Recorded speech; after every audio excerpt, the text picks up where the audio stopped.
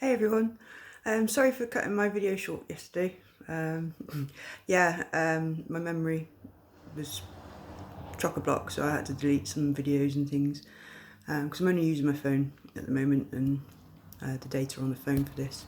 I am looking to update laptop or PC or something in the very near future, an internet connection through my home. I'm able to do that now, so I should be able to make some better videos and talk a bit longer instead of on my phone doing it all. Very amateur at the moment, but it's what I've got at the moment just to get by with. But things are changing, so I can now invest in something a bit better. I've not really been keeping up with much of the Johnny Depp trial for last week. I've seen some things, bits and bobs, but I've gone straight into yesterday's trial. Now, it's some doctor explaining Johnny's injury to his finger and things like that. I'm picking holes in that. I don't think I'm going to do a video on it because it's not my field. I can't really say much about that. I don't like blood. I can't watch. I can't even look at the pictures. I faint or throw up. You know. Yes, I'm not very good with blood. Knocks me sick. So I couldn't actually see. I couldn't look at the evidence. So I just had to listen to the words that they were saying. But when he was explaining the injury, I can poke holes in that just because it's physics that's involved as well. It's not just events. You've got to take into the consideration, you know, how heavy the bottle was, you know, and the trajectory, you know, and the speed, the angle, you know, it's very plausible that could happen. And, you know, in my eyes anyway, what I know with physics, very much so for the impact, you know,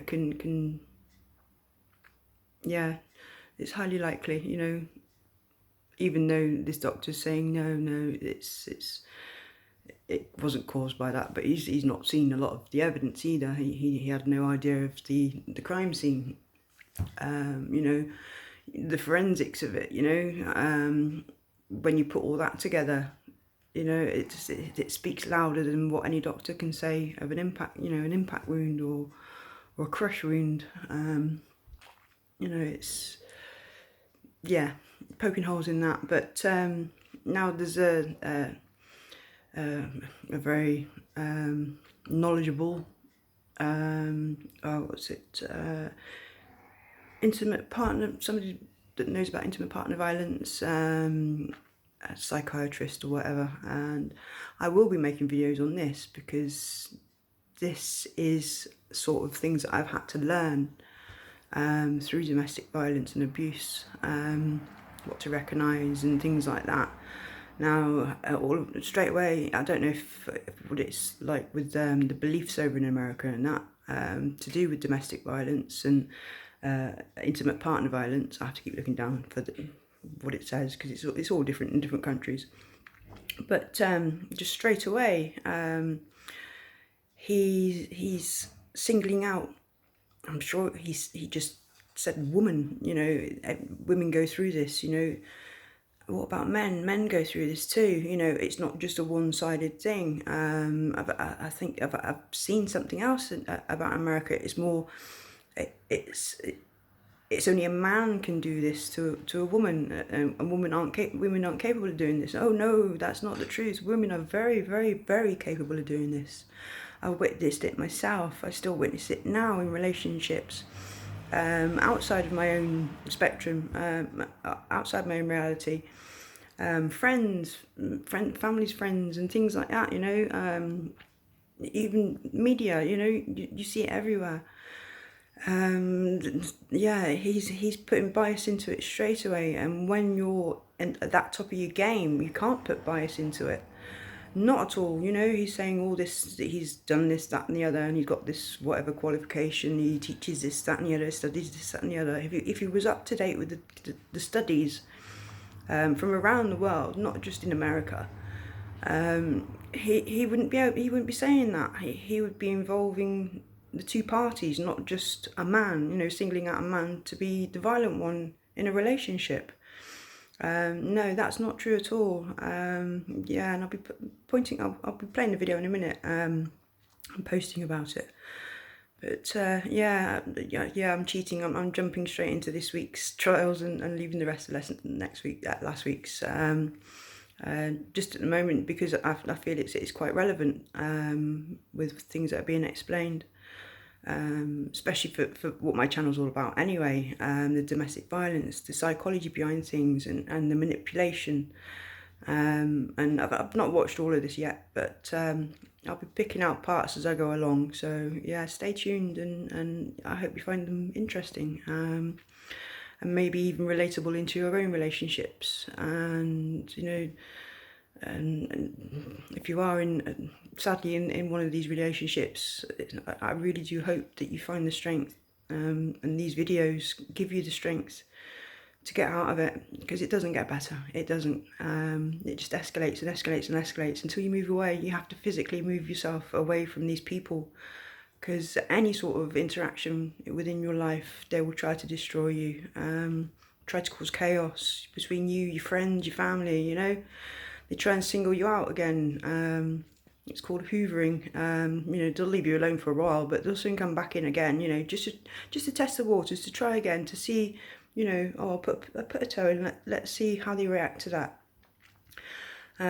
Just so they can get you back trapped into that cycle of toxicness again. And it is cycles, and it's all the same cycles over and over again. You know, every day is the same. You sit back and you went, why the hell is this going on? You know, I'm doing everything I can to make life better, and it's not working. It's not you that's the problem, it's them. But they make out that it's you're the problem, and you try your hardest to do more and more and more and more and more and more and more and more, you know, until you've got nothing left to give, and they'll take it all. And then when you've got nothing left to give, they'll blame you for it. They'll blame you for not loving them anymore. They'll blame you for not doing what you used to do anymore. Well, no, I've changed towards you because, you know, you're doing this to me. You know, I've stuck this for years and years and years, and it's years. Perpetual, the same thing. You know, things will start off good, and then, you know, you'll see little things, and you let them slip, and then they get bigger and bigger and bigger and bigger, and then you have this big blowout arguments, and you know, you leave or whatever, you know, split up, and then you come back together. Oh, I promised this, and I promised that, and I promised that, and, you know, oh no, I won't do that again. But yeah, you can always guarantee in a certain set of time, you know, it could be a week, it could be 2 weeks, it could be 2 months. That behaviour starts again. You start seeing little things, and you let it say, oh no, he's having a bad day, or no, yeah, maybe it was me. That's the worst one, maybe it was me. That's what they want you to believe, maybe it was you, you know? Even though it's not you, this is how they work. So yeah, and it'll get worse and worse and worse, and then you'll have the blowout, and you'll split up, and blah, blah, blah, blah, blah, and then, oh, I'm sorry, blah, blah, blah, blah. It starts again, you know? And you're trying each time, you're trying your even harder to make this person happy, and it's not working. They'll find different ways to put you down, to make you feel bad, you know. Even though you've corrected all your behaviour to make them happy, they'll move the goalposts. They'll say, oh, well, you know, I told you to do it like this, you know, or I told you this, you know. It's the complete opposite of what you've already agreed to and settled down from, you know. And they'll drag up your history.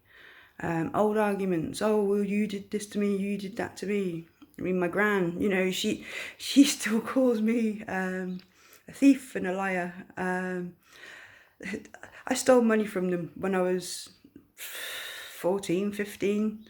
You know, yeah, I stole some money, and I lied when I was a kid. You know, it's what kids do, you know, and she's still dragging that up. You know, I'm fucking 47, 48 this year. My God, let it go. It doesn't affect me now. It used to, you know. I used to feel guilty for it, you know. But there was reasons behind that, reasons why I stole money and why I lied, you know. But my gran, she won't pay attention to those, because it's just used as ammunition to get you back up, or to make you feel guilty, or to, oh, I'm so sorry, you know, oh, I'll repay you, you know. That's the sort of thing she wants. She wants that sympathy. Well, you've done this to me. This was terrible, you know. Well, I fucking told a few lies and nicked a few quid. My God, packet of fags, whatever. You know, it's like I've fucking gone and murdered someone. You know, it's the equivalent. There's no in between balance. You know, things go up in a scale, don't they? You know, in the normal world.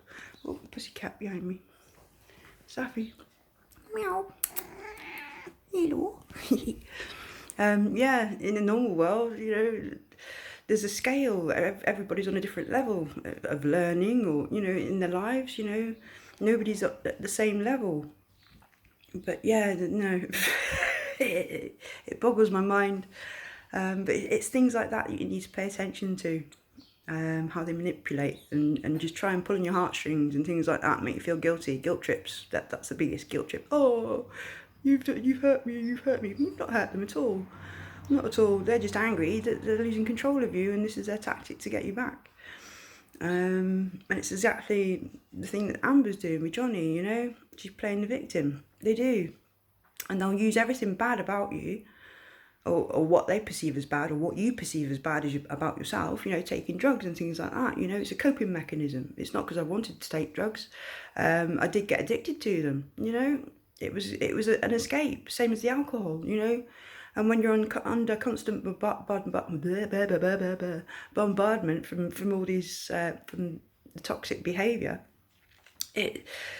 you want to escape. And the alcohol, it fuels it, unfortunately. I found myself lashing out, and I'm not a violent person. I found myself in prison cells.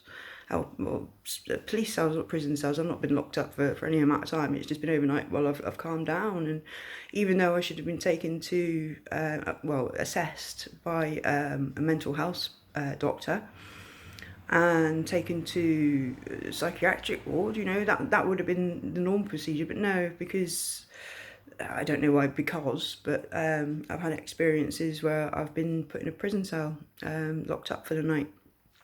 And I've sat there and I've banged my head against the door until I've knocked myself out. I did it in the back of a police van when I should have been going straight to the hospital. They was taking me to the police station. I was trying to commit suicide and wouldn't let them in, wouldn't let the ambulance people in. I'd had about that much alcohol and a load of tablets. But because they could smell the alcohol, they thought I was drunk, and I wasn't. I wasn't drunk at all. I was trying to commit suicide.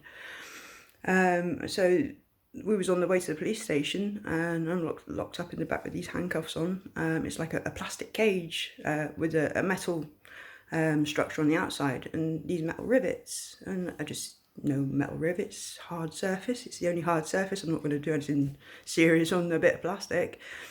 So I started headbutting these metal rivets, and I knocked myself out in the back of the police van. And then all of a sudden, they put the sirens on, and was starting driving really fast to the hospital, where I was locked to a bed for a few hours. Came in, doctors coming in checking me, and now and again. And I was just talking to the police officers, you know, that this isn't the way to treat somebody with mental illness. I should be at the psychiatric unit, you know. But I didn't get my stomach pumped or anything like that, or not that I'm aware of anyway. When I come out, I had a massive head, it was so swollen, and then they sent me home. You know, there was no evaluation or nothing. I've got horrific experiences of another experience down in Wales, involving the police, but that's for another time. Yeah. It just goes to show how things can get blown out of proportion and taken the wrong way. You know, drugs and alcohol, when it comes to mental illness, can be a fuel, but it can also help as well. I mean, I stopped drinking completely, and I was still taking amphetamines and cannabis, and the mixture of the two. I was fine. I could get on with things. I could do things. I could get up in the morning, get my house clean, go out, do things. and then by the evening time, chill out, you know, have a couple of joints, or, well, smoking them through the day as well, you know, it gave me a balance. But yeah, I could get things done. And where other times, when I don't have anything, you know, I'm in bed, I'm asleep, I don't want to get up, I can't wash, I can't look after myself, I can't go out the front door, too scared, you know, there's pros and cons of self-medication. I've even had a therapist. She said, I don't condone you taking drugs, but if they are helping you with your daily life, then you carry on. You know, you've had so many legal drugs that haven't worked. You know, all these different antipsychotics and antidepressants, and even heart tablets to stop my heart from having palpitations from the anxiety attacks, you know. And the drugs wasn't anything to do with it. There was times where I wasn't even taking drugs, I was still getting all of this, you know. There was no link to them at all. But the only link that was there was when I actually started taking them, and being able to carry on my life, you know. I'm not gonna, just because somebody thinks it's bad, like my gran, she's called me a junkie and all sorts. You know, I've never injected stuff, never. You know, the only injections I've had is from valid sources like doctors and at school when you get your immunisations. Yeah, so you know, yeah, it just goes to show how they like to twist things, and what you perceive as your own weaknesses, they like to emphasise that and play on that for guilt trips and make you feel bad about yourself. And I know it's horrible to have to do, but you know, you have to leave these people behind, because you've got to think of your own mental stability, your own mental health. You know, if somebody's there willing to make me feel this bad about myself to the point of suicide, what does it say about that person? You know, walk away as fast as you can. You know, they don't care about you. They don't care if they run you into the ground and kill you. You know, that's not what you're there for. You're there as just a means of getting what they want, whether it be emotionally, physically, sexually, you know, financially. You know, there's a lot of different aspects, a lot of different areas, a lot of different people wanting different things out of life and different things out of people. You know, some people do it out their own twisted games. Other people don't even know they're doing it. You know, there's a big spectrum. It goes from very mild to completely off the top, you know, or nothing at all, you know. That side of things, 0 to 100, and you know, and the rest. But yeah, I think the more that people realise this and link things to the people around them, you know, it's like if you're sat watching this and your mates are sat there, you know, pointing and laughing, look, fucking picking holes in me and things like that, you know, and putting me down or whatever, you know, you just sit back and think, all right, you know, this girl's doing whatever, she's exposing herself, she's being vulnerable online, you know, telling all her stories, her darkest secrets and things like that, and you're just sat there laughing, or ripping into her, you know. I wonder. That's the sort of thing you got to sit back and watch, you know, who's doing what around you. That's how you tell who's good and who's bad. I mean, if you carry on and you want to do, if you're doing the same, you know, you're laughing and joking, and, you know, picking holes in what I'm saying and what I'm doing, and fair enough, you know, it's a reflection of you. It's, I mean, I consider myself as a nice person. I'm kind, I'm honest, you know, I'll help anybody. You know, if that's bad, then, you know, there is something wrong with how you think. And yeah, you should look deep into yourself, into your own core values, and the sort of person you are. I'm not saying that you're a bad person. You might not even know you're doing it, you know. I'm just saying that there's things that are causing this, you know, deep down beliefs, preconditioned, or any sort of mental sort of manipulations, or, you know, growing up, or even gene wise, you know, it's if you don't like where you are or who you are, then you can change. You know, you've got the ability to. You know, I was bad. There was things I used to do. I hated myself for certain things that I did, but I had to find out why I did them. And the only way to do that is to look deep into yourself. You know, you've got to write down all the good things about yourself and all the bad things about yourself, or the things that you don't like about yourself, and analyse them. You know, put them as two separate people. You know, if I saw all these elements in somebody else, what would I think about that person? Oh, well, I like all this side of the person, you know, the good, kind, giving and things like that, but I don't like that side of the person. They're horrible, they're nasty, they poke fun at people, you know, the violent, you know. You separate them and just treat them like two different people. And, okay, well, yeah, if that's what's in me, then that's the things I'd like to change about me.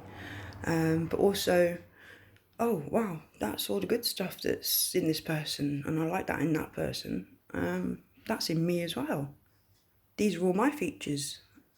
This is where self-worth comes from, because you start realising that, oh yeah, I am a nice person and I can do this, and you know, all your abilities, no matter how small. I make a great cup of coffee, you know, stupid little things, you know, I can clean the flat, you know, yeah, all your little good things. Keep those, and then all your bad things that you don't like about yourself, the ones that you can change, the ones that you can't change, just you have to accept, and you have to work around them, find different ways to deal with them, find different ways to cope with them, you know. They're still there, but you don't have to use them. You can control when they come out, you know, or control them so they don't come out, you know. It's like your violent tendencies and anger and things like that. But then you have to look into the triggers, what's triggering those, and that's where you're going a bit deeper. Looking at yourself, what triggers you, or your good things and your bad things, and then you put that into what's going on in your life, what's going on around you. You know, oh, well, that made me happy. What did we do today? Oh, well, we went to the beach and we did this, we did that. We had a good laugh, you know, we had a good day. And then, you know, you've got your, oh, I've had a fucking shit day today, you know. Oh, everything's gone wrong, you know. Well, what's happened today? Oh, well, I started off, you know, I had this fucking argument, and it's just this, that, and the other, then the stress of this, and then I had to go do this, and this went wrong, and, you know, it's putting everything into perspective. And once you do that, you can start understanding life, understanding your life, and understanding how other people live. And it's how I've moved forward anyway, definitely. Recognising and doing a lot of observations and putting it into your own perspective in your own lives, you know. My experience is completely different to your experience, you know, so you've got to put it into your own perspective. You can't expect somebody else's life to fit into yours, you know. They've not lived yours, and you've not lived them, theirs, and this is why sometimes they can't even understand what you're going through, because they've not lived it. Somebody that's not lived it, they can't understand it. Anyway, I think I've jabbered on enough now. Yeah, 23 minutes. So I'm going to watch a bit more of this trial with this psychiatrist, or whatever he is, and try and put out some points. So thank you very much for watching and subscribing, liking, sharing, commenting, all your stories and experiences. It's so heartwarming for you all coming out and saying this, and it's brilliant. And let's see what we can do with this channel and make it go a bit further and help some people. If there's anybody that you know that's going through this that might benefit from the information that I'm giving out, then please share, because you may well be saving a life. You know, it is that dire, that serious. So many people are living in silence, and the more the people that step up about this, the more the message is going to get out, and the more it's going to get stopped.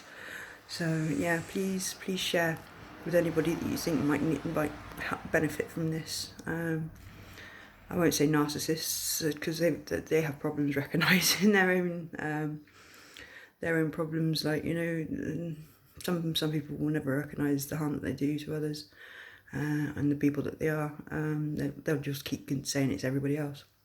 But the ones, you know, like us, are empaths, you know,